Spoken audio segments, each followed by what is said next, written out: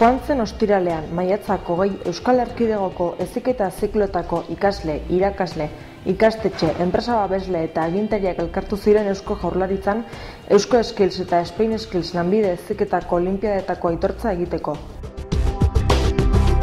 Ekitaldian, Hezkuntza Saileko ordezkaritza zabala izan zen, Isabel Cela sailburua, Carlos Crespo lanbide heziketako sailburuordea, Mari Jose Madariaga lanbide heziketako zuzendaria, Jose Luis Elorza etengabeko prestakuntzako zuzendaria eta Euskadiko Skills antolatzaile ibili den teknikako Iñaki Konde besteak beste.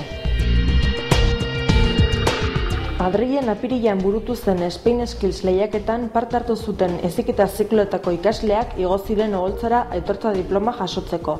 Eusko Skillsetako parte hartzaileentzat ere egon zen oparitxoren bat.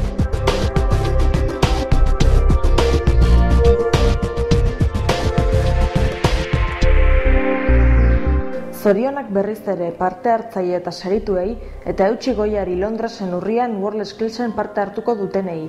Bereziki, gure fabrikazio mekanikoko produkzioaren programazioko ikasle eta urrezko skills den Larraitz Urangari.